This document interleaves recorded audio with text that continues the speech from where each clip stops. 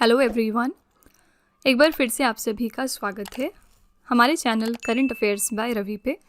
और ये है हमारी डेली करंट अफेयर्स की सीरीज़ जिसमें हम हर दिन most important top 12 current affairs को यहाँ पे डिस्कस करते हैं।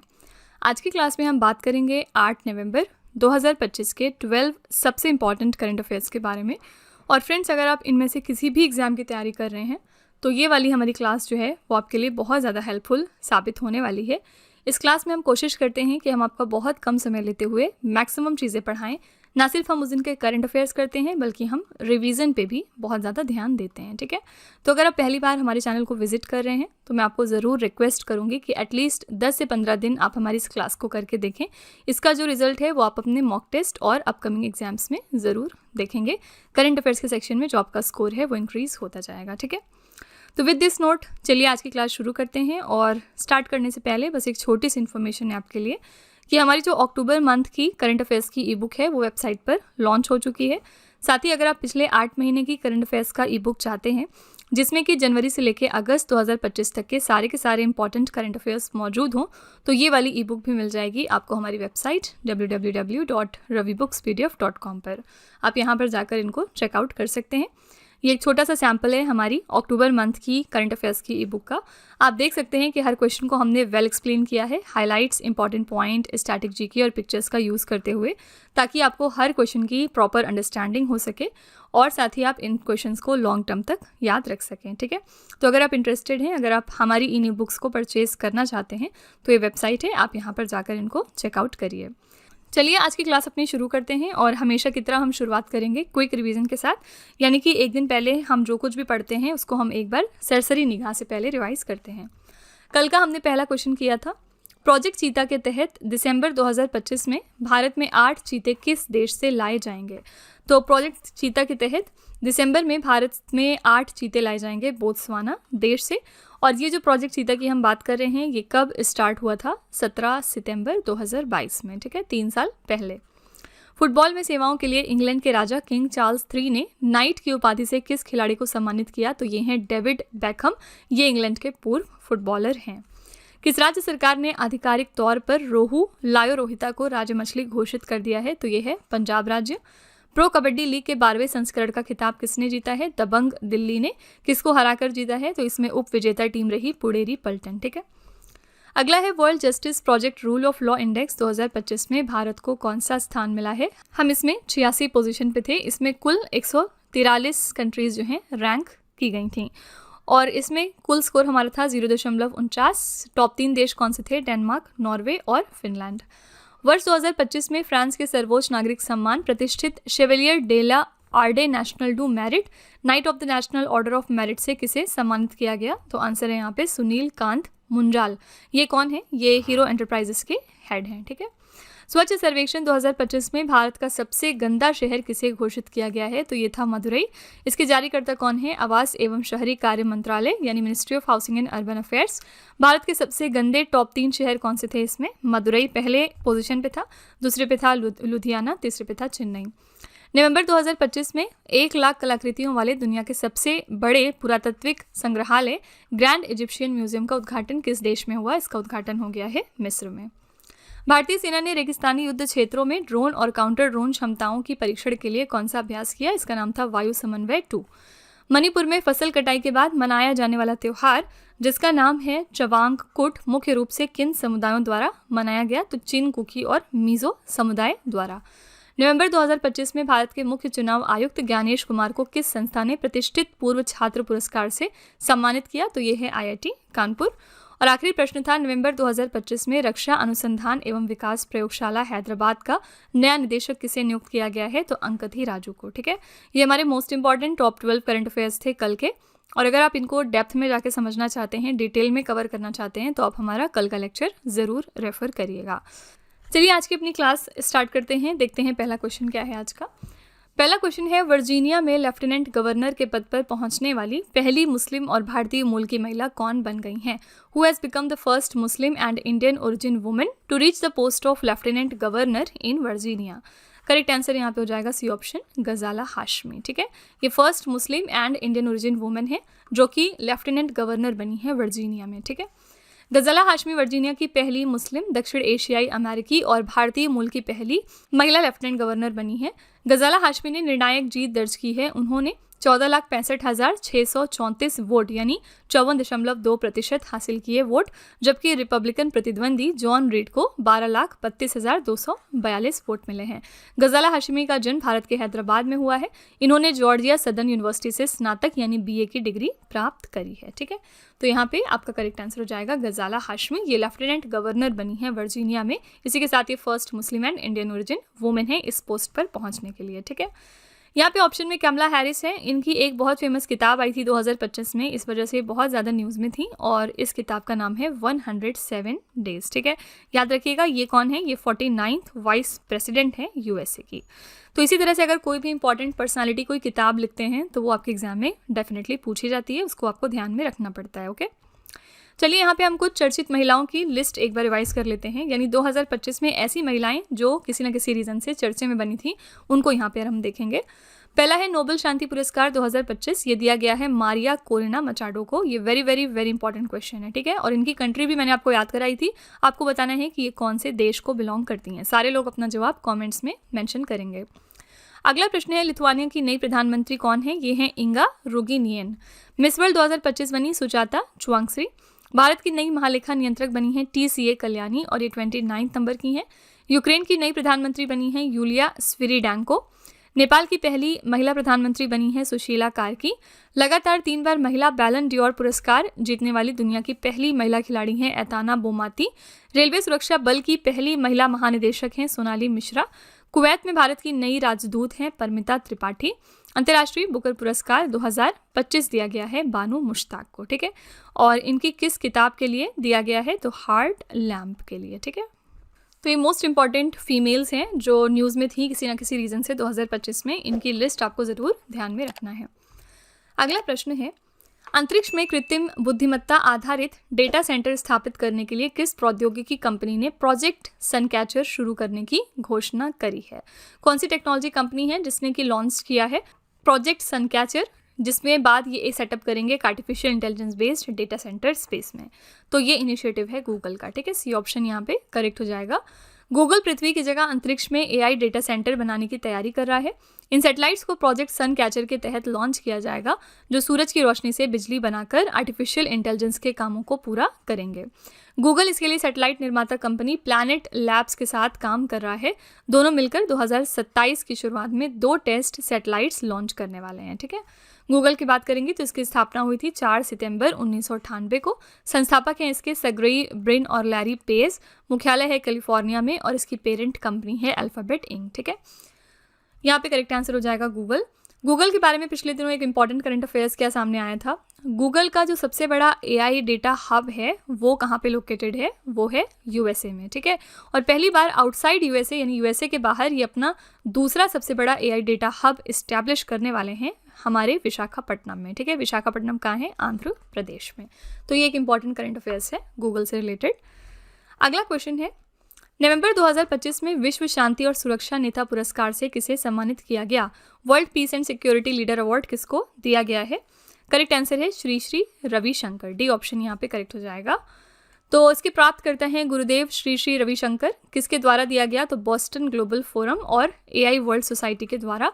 रीज़न क्या है, उन्हें ये पुरस्कार क्यों दिया गया, तो उन्हें ये पुरस्कार वैश्विक शांति निर्माण, सुलह, रिकन्सिलिएशन और मानवीय नेतृत्व में उनके असाधारण योगदान के लिए दिया गया है। ठीक है, तो विश्व शांति एवं सुरक्षा नेता पुरस्कार 2025 दिया गया है श्री श्री रविशंकर को। ठीक है, यहाँ पे जो US के प्रेसिडेंट हैं डोनाल्ड ट्रंप, इनको याद रखिएगा कि इजराइल देश जो है वो अपना हाईएस्ट सिविलियन ऑनर देने वाला है। ठीक है, तो आपसे पूछा जा सकता है कि इजराइल का जो सबसे बड़ा ऑनर है सिविलियन ऑनर, वो ये किसको देने वाले हैं इस साल, तो US के प्रेसिडेंट डोनाल्ड ट्रंप को। ठीक है, अगला है विश्व रेडियोग्राफी दिवस 2025 हमने कब मनाया, तो वर्ल्ड रेडियोग्राफी डे हम सेलिब्रेट करते हैं 8 नवंबर को हर साल। विश्व रेडियोग्राफी दिवस 2025 हमने 8 नवंबर को मनाया। उद्देश्य क्या है? रेडियोलॉजी और चिकित्सा इमेजिंग के क्षेत्र में पेशेवरों के योगदान को मान्यता देना और उनके काम का सम्मान करना। विश्व रेडियोग्राफी दिवस की शुरुआत 8 नवंबर 1895 को हुई थी, जब जर्मन भौतिक विज्ञानी विल्हेम कॉनराड रोएंस्टन ने एक्सरे की खोज करी थी। ठीक है, इस साल के लिए हमने थीम क्या रखी है? डियोग्राफर, अदृश्य को देखना, यानी radiographers seeing the unseen. Okay, तो किसी भी डेज एंड थीम से दो ही चीज़ें पूछी जाती है कि पर्टिकुलर डे हम कब मनाते हैं। तो विश्व रेडियोग्राफी दिवस हम 8 नवंबर को सेलिब्रेट करते हैं। इस साल के लिए थीम क्या थी? डियोग्राफर, अदृश्य को देखना। ओके, यहाँ पे ऑप्शन में 7 नवंबर है। इस दिन कौन सा इंपॉर्टेंट डे हम ऑब्जर्व करते हैं?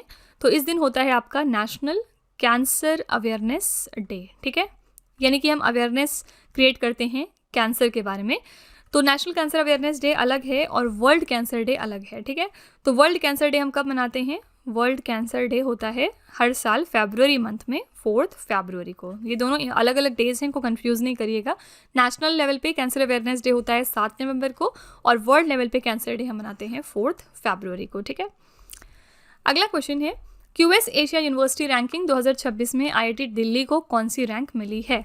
क्यूएस एशिया यूनिवर्सिटी रैंकिंग में आईआईटी दिल्ली को 59th रैंक पे रखा गया है। क्यूएस वर्ल्ड यूनिवर्सिटी रैंकिंग 2026 में भारत ने एशिया में सबसे ज़्यादा प्रतिनिधित्व वाली उच्च शिक्षा प्रणाली का अपना शीर्ष स्थान चीन के हाथों खो दिया है। प्रतिनिधित्व के मामले में अब यह चीन के बाद दूसरे स्थान पर आ गया है। ठीक है, भारत की बात करेंगे तो 137 नए विश्वविद्यालयों की सूची में शामिल किया गया। कुल 294 संस्थान हैं। चीन की बात करेंगे तो 261 संस्थान जोड़े गए, कुल 395 विश्वविद्यालय। इस रैंकिंग में कुल 1529 विश्वविद्यालय रैंकिंग में शामिल हैं। ठीक है, शीर्ष भारतीय विश्वविद्यालय की बात करेंगे तो यह है आईआईटी दिल्ली, 44वें स्थान से गिरकर ये 59th पोजीशन पर आ गया है। आईआईटी बॉम्बे 48वें स्थान से गिरकर 71वें स्थान पर चला गया। ठीक है, एशिया शीर्ष 3 विश्वविद्यालय देखेंगे अगर एशिया के अंदर तो कौन कौन से हैं? पहले पे है हांगकांग विश्वविद्यालय, दूसरे पे है पेकिंग विश्वविद्यालय, तीसरे पे है नानयांग टेक्नोलॉजिकल यूनिवर्सिटी और नेशनल यूनिवर्सिटी ऑफ सिंगापुर। ठीक है, ये टॉप 3 विश्वविद्यालय हैं एशिया के अंदर। तो ये है क्यूएस एशिया यूनिवर्सिटी रैंकिंग्स 2026 की। आईआईटी दिल्ली की रैंक इसमें रखी गई है 59, यानी 59th पोजीशन पर आईआईटी दिल्ली को रखा गया। ठीक है, इसी साल आईआईटी दिल्ली के बारे में एक इंपॉर्टेंट करंट अफेयर्स क्या सामने आया था? 2025 में इन्होंने डिसाइड किया है कि अपना पहला आउटसाइड इंडिया कैंपस डालेंगे और कहाँ पर डालेंगे? अबू धाबी में। ठीक है, लोकेशन याद रखिएगा। सिमिलरली अगर हम बात करेंगे एम्स दिल्ली की, तो एम्स दिल्ली ने पिछले दिनों अपना एक AI बेस्ड एप्लीकेशन लॉन्च किया था।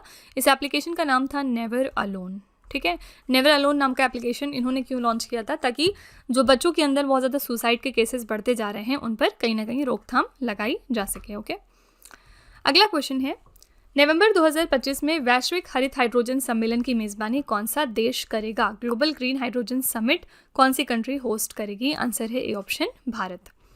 तो भारत में वैश्विक हरित हाइड्रोजन सम्मेलन का आयोजन होगा 11 और 12 नवंबर को नई दिल्ली के भारत मंडपम में।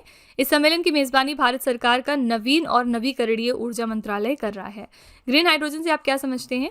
ग्रीन हाइड्रोजन का उत्पादन और सौर ऊर्जा जैसे नवीकरणीय ऊर्जा स्रोतों या बायोमास गैसीकरण के माध्यम से इलेक्ट्रोलिसिस के माध्यम से पानी को हाइड्रोजन और ऑक्सीजन में विभाजित करके किया जाता है। बेसिकली हम जानते हैं कि वाटर का फॉर्मूला होता है H2O। इसमें क्या होता है कि इसको सेपरेट किया जाता है इलेक्ट्रोलिसिस के माध्यम से। यहाँ पर कोई भी एनर्जी का आप यूज़ कर सकते हैं, ज़्यादातर सोलर एनर्जी का यूज़ होता है और फिर ये H2+O2 में कन्वर्ट हो जाता है और यहाँ से आप ग्रीन हाइड्रोजन को निकालते हैं। ठीक है, तो नोट यहाँ पे क्या लिखा है? हरित हाइड्रोजन को बढ़ाने के लिए भारत की प्रमुख नीति है जिसका लक्ष्य 2030 तक 5 मिलियन टन वार्षिक हरित हाइड्रोजन उत्पादन क्षमता स्थापित करना है। ठीक है, तो ये जो समिट है ग्लोबल ग्रीन हाइड्रोजन समिट, ये इंडिया में ऑर्गेनाइज होगी नवंबर मंथ में। ओके, इसी के साथ इंडिया और कौन से इवेंट होस्ट करने वाला है अगले साल? ब्रिक्स को होस्ट करेगा 2026 में। ये इंपॉर्टेंट बात है, याद रखिएगा। और 2025 की बात करेंगे तो ब्रिक्स की प्रेसिडेंसी फिलहाल किसके पास है? तो ब्राज़ील देश के पास। ओके, अगला प्रश्न है यहाँ पे, नवंबर 2025 में भारतीय नौसेना ने किस नौसैनिक अड्डे पर सर्वे वेसल लार्ज इक्षक का जलावतरण किया है? At which naval base did the Indian Navy launch the survey vessel large Ikshak in November 2025? यहाँ पे आपका करेक्ट आंसर हो जाएगा बी ऑप्शन, कोचीन। ठीक है, तो भारतीय नौसेना ने सर्वे वेसल लार्ज इक्षक का जलावतरण कोची नौसैनिक अड्डे पर किया है। ये पोत 6 नवंबर 2025 को नौसेना प्रमुख एडमिरल दिनेश के त्रिपाठी की अध्यक्षता में नौसेना में शामिल किया गया। इक्षक स्वदेशी तकनीक से निर्मित है और इसमें 80% से अधिक स्वदेशी सामग्री का उपयोग किया गया है। इसे कोलकाता में garden reach ship builders and engineers द्वारा निर्मित किया गया है। ठीक है, करेक्ट आंसर है यहाँ पे बी ऑप्शन कोचन। पिछले दिनों INS माहे भी न्यूज़ में आई थी और ये कौन सी हमारी शिप है, तो ये बेसिकली जो 8 वॉरशिप्स हम इंडिजिनस तरीके से डेवलप कर रहे हैं उसमें ये फर्स्ट क्लास है INS माहे।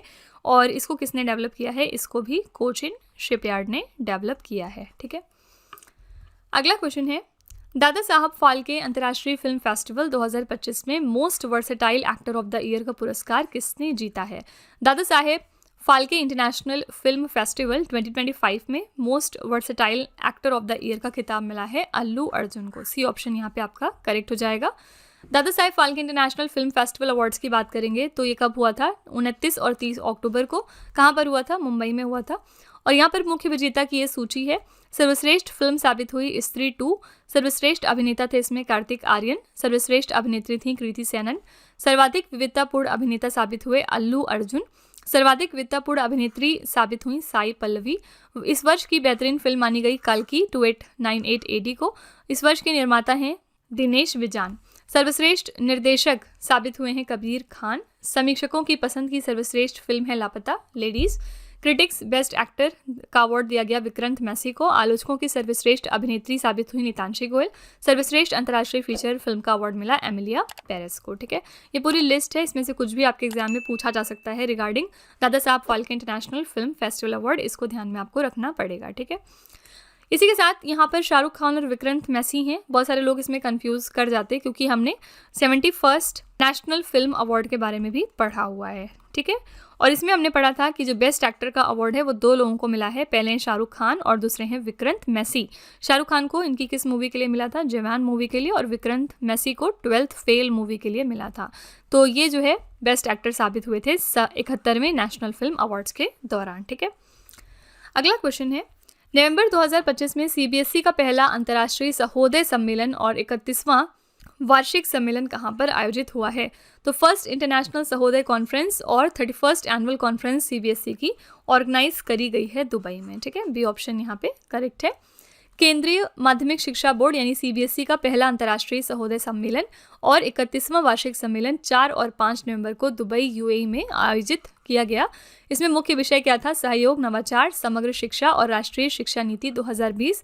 उद्देश्य क्या था, भारत के बाहर सहोदय स्कूल कॉम्प्लेक्स का पहला सम्मेलन आयोजित करके शिक्षा में वैश्विक सहयोग को बढ़ावा देना। ठीक है, सम्मेलन का विषय क्या रखा गया था, ज्ञान में निहित विजन के साथ उदय, NEP 2020 के माध्यम से शिक्षा की पुनर्कल्पना। ठीक है, तो ये इवेंट कहाँ पर हुआ है, बी ऑप्शन दुबई में। अगला क्वेश्चन है, नवंबर 2025 में कर्नाटक राज्य विधि विश्वविद्यालय ने डॉक्टर ऑफ लॉ की मानद उपाधि से किसे सम्मानित किया है। तो कर्नाटका स्टेट लॉ यूनिवर्सिटी की डॉक्टर ऑफ लॉज डिग्री से किसको कन्फर किया गया है। ऑप्शन है S अब्दुल नज़ीर, V सुदेश पाई। करेक्ट आंसर है सी ऑप्शन, उपरोक्त दोनों। ठीक है, इन दोनों लोगों को ये particular honorary doctors of law degree दी गई है कर्नाटका स्टेट लॉ यूनिवर्सिटी के द्वारा। आंध्र प्रदेश के राज्यपाल जस्टिस S अब्दुल नज़ीर और वरिष्ठ वकील V सुदेश पाई को नवंबर 2025 में कर्नाटका राज्य विधि विश्वविद्यालय ने डॉक्टर ऑफ लॉ की मानद उपाधि से सम्मानित किया। ये सम्मान धारवाड़ में कर्नाटक राज्य विधि विश्वविद्यालय के 7वें दीक्षांत समारोह में दिया गया, जिसमें कि कर्नाटका के राज्यपाल थावरचंद गहलोत ने ये उपाधि प्रदान की है। ठीक है, यहाँ पे करेक्ट आंसर है C option, both of the above. इस तरह के ऑनर्स बहुत सारे इंपॉर्टेंट पर्सनालिटीज़ को मिलते रहते हैं, जैसे कि नीरज चोपड़ा को भी मिला है। नीरज चोपड़ा कौन है, हमारे जैवलिन थ्रोअर, वेरी फेमस, और इनको रैंक मिली है लेफ्टिनेंट कर्नल की। किसने दी है, इंडियन आर्मी ने दी है। ठीक है, तो ये भी फैक्ट आपको पता होना चाहिए। क्वेश्चन नंबर 11 है, नवंबर 2025 में दुनिया की पहली सफ़ेद इबेरियन लिंक्स किस देश में देखी गई है। दुनिया की पहली वाइट इबेरियन लिंक्स है, हाल ही में इसको स्पॉट किया गया है स्पेन देश में। ठीक है, दुनिया की पहली ये सफ़ेद इबेरियन लिंक्स है जो कि स्पेन में देखी गई। ये दुर्लभ लिंक्स दक्षिणी स्पेन के जाइन पहाड़ी इलाके में Spanish wild life photographer angel Hidalgo ने कैमरे में कैद करी है। किसने फोटो ली है ये भी याद रखिएगा, एंजल हिडाल्गो ने। इबेरियन लिंक्स दुनिया की सबसे दुर्लभ जंगली बिल्लियों में से एक है और ये मुख्य रूप से स्पेन और पुर्तगाल के इबेरियन प्रायद्वीप में पाई जाती है। ठीक है, तो हाल ही में हमें कहाँ पर देखने को मिली है, स्पेन देश में। स्पेन की यहाँ पे बात करेंगे तो ये एक यूरोपियन कंट्री है और यहाँ पे कैपिटल क्या होती है, तो स्पेन की कैपिटल है मैड्रिड। ओके, आज का आखिरी प्रश्न है, सैटेलाइट इंटरनेट कंपनी स्टारलिंक के साथ औपचारिक समझौता करने वाला भारत का पहला राज्य कौन सा बन गया है? इंडिया का कौन सा पहला राज्य है जिसने कि एक फॉर्मल एग्रीमेंट साइन कर लिया है सैटेलाइट इंटरनेट कंपनी स्टारलिंक के साथ? यहाँ पे आपका करेक्ट आंसर हो जाएगा महाराष्ट्र, यानी कि डी ऑप्शन। ठीक है, तो महाराष्ट्र राज्य ने एलन मस्क की सैटेलाइट इंटरनेट कंपनी स्टारलिंक के साथ औपचारिक समझौता करने वाला भारत का पहला राज्य बन गया है। महाराष्ट्र राज्य सरकार ने Starlink satellite communications private limited के साथ एक लेटर ऑफ इंटेंट पर हस्ताक्षर किए, जिसके तहत महाराष्ट्र के सबसे दूरस्थ और पिछड़े क्षेत्रों में सैटेलाइट आधारित इंटरनेट सेवाएं शुरू करी जाएंगी। ठीक है, तो ये एग्रीमेंट किया है महाराष्ट्र ने, इसी के साथ ये इंडिया का पहला राज्य बना है जिसने कि ये फॉर्मल एग्रीमेंट साइन किया है स्टारलिंक के साथ। ठीक है, महाराष्ट्र के बारे में एक इंपॉर्टेंट करंट अफेयर्स हम क्या जानते हैं, यहाँ पे पहले गवर्नर थे सीपी राधाकृष्णन, लेकिन अब वो बन गए हैं हमारे 15th नंबर के वाइस प्रेसिडेंट, राइट। और इसकी वजह से जो महाराष्ट्र स्टेट में गवर्नर का पद था वो खाली हो गया, जिसको फुलफिल किया है गवर्नर ऑफ गुजरात ने, यानी गुजरात के गवर्नर ने, कौन है, मिस्टर आचार्य देवव्रत। ठीक है, तो फिलहाल आचार्य देवव्रत एक्टिंग गवर्नर है महाराष्ट्र राज्य में। तो इसी तरह से आपको करंट अफेयर्स को रिलेट करके ही याद रखना होगा ताकि आप क्वेश्चन को भूलें नहीं, न्यूज़ को भूलें नहीं और हर चीज़ को बार बार रिवाइज करते रहें, ताकि जब भी एग्जाम में या कहीं पर भी आपको ऐसा कोई क्वेश्चन दिखाई दे तो तुरंत स्ट्राइक करे कि आपने इसको कहाँ पढ़ा और इसका आंसर क्या है। ठीक है, और इसी के साथ चलिए लास्ट में बस महाराष्ट्र का राज्य दर्शन एक बार यहाँ पे कर लेते हैं। इसकी स्थापना हुई थी 1 मई 1960 को। राजधानी है मुंबई। राज्यपाल इसके हैं आचार्य देवव्रत। मुख्यमंत्री हैं देवेंद्र फडणवीस। उप मुख्यमंत्री हैं एकनाथ शिंदे, अजित पवार। 2 उप मुख्यमंत्री हैं यहाँ पर फिलहाल। लोकसभा की सीटें हैं 48, राज्यसभा की 19 सीटें हैं, विधानसभा की 288 सीटें हैं। पड़ोसी राज्य इसके 6 हैं। कौन कौन से? गुजरात, मध्य प्रदेश, छत्तीसगढ़, तेलंगाना, कर्नाटका और गोवा। ठीक है, साथ ही ये 2 केंद्र शासित प्रदेश के साथ भी अपने बॉर्डर शेयर करता है, दादरा और नागर हवेली और दमन और दीव। ठीक है, एलोरा की गुफाएं कहाँ पर स्थित हैं? महाराष्ट्र के औरंगाबाद में। ये बहुत बार एसएससी में पूछा गया है, वनडे एग्जाम्स में अक्सर पूछा जाता है क्वेश्चन कि एलोरा की गुफाएं कहाँ पर हैं, कौन से स्टेट में हैं। महाराष्ट्र के लोक नृत्य कौन से हैं? लावड़ी, जो बहुत फेमस है, और दूसरा है तमाशा। महाराष्ट्र के त्यौहार कौन से हैं? गुड़ी पड़वा, पोला त्यौहार यानी बैल की पूजा होती है इसमें, बाणगंगा उत्सव और बाणगंगा महोत्सव। महाराष्ट्र में महत्वपूर्ण राष्ट्रीय उद्यान कौन कौन से हैं? ताडोबा राष्ट्रीय उद्यान, संजय गांधी राष्ट्रीय उद्यान, नवेगांव राष्ट्रीय उद्यान, कुगामल राष्ट्रीय उद्यान और चंदोली राष्ट्रीय उद्यान। ठीक है, तो ये पूरा आपका हो गया महाराष्ट्र राज्य दर्शन। और इसी के साथ हमारी क्लास यहाँ पर आज की एंड होती है। हमेशा की तरह हम लास्ट में आपके लिए एक छोटा सा टेस्ट रखते हैं ताकि आप खुद को एनालाइज कर सकें। आज के टेस्ट में आपके लिए पहला क्वेश्चन है, नवंबर 2025 में विश्व शांति और सुरक्षा नेता पुरस्कार से किसे सम्मानित किया गया? दूसरा प्रश्न है, विश्व रेडियोग्राफी दिवस 2025 हमने कब मनाया? और तीसरा प्रश्न है, दादा साहेब फाल्के अंतर्राष्ट्रीय फिल्म फेस्टिवल 2025 में most versatile actor of the year का पुरस्कार किसने जीता है? तो ये 3 क्वेश्चन हैं आपके लिए एज अ होमवर्क। इनका जवाब आपको कमेंट सेक्शन में जाके लिखना है।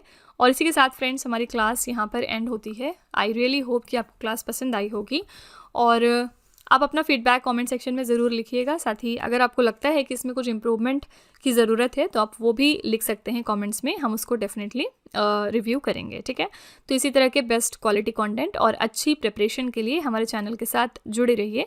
मिलते हैं अगले लेक्चर में एक और इम्पॉर्टेंट टॉपिक के साथ। Till then stay tuned. Thank you so much for watching. Also don't forget to like, share and subscribe our channel. Friends, यहाँ पे वीडियो को एंड करने से पहले मैं आपको एक छोटी सी इन्फॉर्मेशन दे दूँ कि अगर आप इंग्लिश मीडियम में ज़्यादा कंफर्टेबल हैं, यानी कि अगर आप करंट अफेयर्स को और स्टैटिक जीके को इंग्लिश मीडियम में पढ़ना प्रेफर करते हैं तो इसके लिए आप हमारे चैनल रवि अदिति क्लासेस को सब्सक्राइब कर सकते हैं। इसके अलावा अगर आपको बुक्स चाहिए प्रिंटेड फॉर्मेट में तो ये आपको मिल जाएगी हमारी वेबसाइट www.raviaditipublication.com पर, और ये आपके घर तक भी डिलीवर की जाएंगी।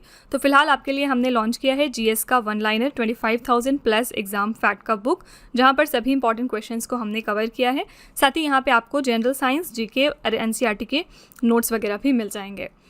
इसके अलावा अगर आपको ई बुक्स चाहिए तो ये आपको ईमेल के थ्रू इंस्टेंटली डिलीवर की जाएगी और ये मिलेगी आपको हमारी वेबसाइट www.ravibooks.pdf.com पर। तो यहाँ पर आप देख सकते हैं कि जनवरी से लेकर मई यानी कि लास्ट 5 मंथ का करंट अफेयर्स का ई बुक हमने लॉन्च किया है आपके लिए।